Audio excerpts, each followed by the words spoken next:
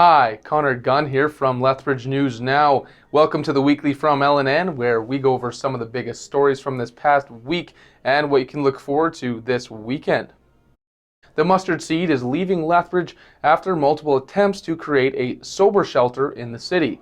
Executive Director of the Lethbridge Soup Kitchen, Bill Ginther, confirmed that the partnership between them and the mustard seed is now over. The proposed rezoning for an emergency sober shelter at 110 13th Street South was defeated in a 7-2 vote at Lethbridge City Council earlier this week. Ginther says he count the amount of times that Lethbridge citizens have said that they're not opposed to the idea of the sober shelter, but just not in their backyard. Premier Jason Kenney says he's, quote, obviously disappointed in the Supreme Court of Canada's decision on the federal carbon tax. They ruled Thursday that it is constitutional, but Kenney says they ignored a previous decision by the Alberta Appeals Court, which overturned the now defunct provincial carbon tax.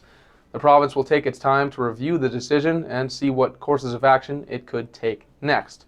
With that considered, do you agree with the Supreme Court of Canada's decision that the federal carbon tax is constitutional?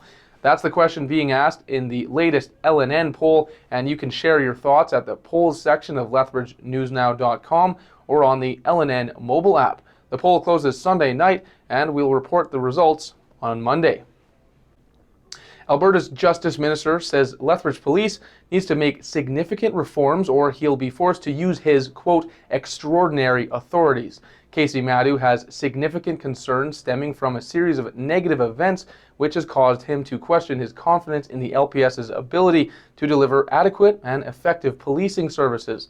The Chief and Police Commission Chair will have to come up with plans to address recruitment, training, oversight, discipline, and transparency, as well as communication strategies that will ensure residents are informed of this work.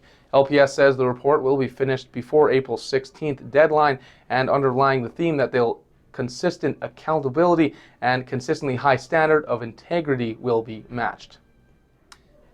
An average of 594 new COVID cases were confirmed in Alberta over the last week, including 191 new variants on Thursday alone. Alberta's Chief Medical Officer of Health, Dr. Dina Hinshaw, says the positivity rate currently sits at 5.4% in the province. 510 cases are active in Lethbridge, with 30 deaths being recorded to date. Provincially, 294 patients are currently hospitalized, including 55 who are in the ICU. In some positive COVID news, the province is offering millions of free rapid testing kits to public, private, and non-for-profit employers and service providers province-wide. The tests will be available for businesses and other sectors following the successful rollout of 1.5 million rapid tests to long-term care facilities, outbreak sites, hospitals, and homeless shelters.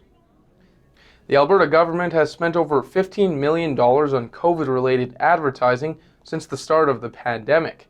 The province says that includes 6 phases of a comprehensive campaign designed to inform Albertans of public health measures.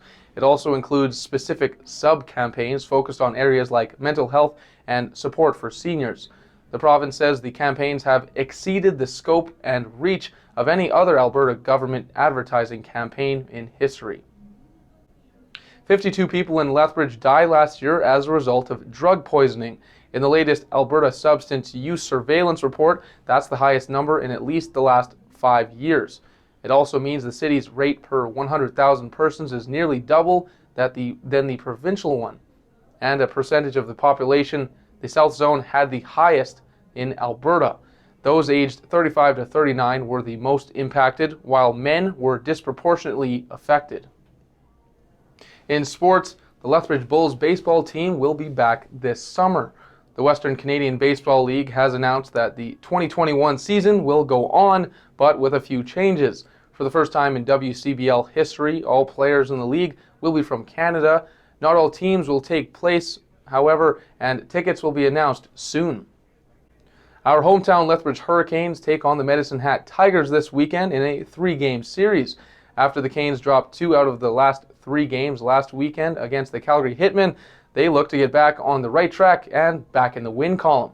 Catch those games tonight, tomorrow, and on Sunday.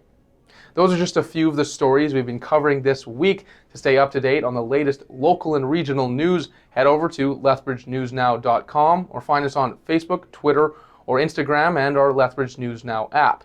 If you have any stories that you'd like us to follow, well, send us a message. Thanks for watching, and tune in next Friday for another edition of The Weekly with me, Connor Gunn. Have a great weekend.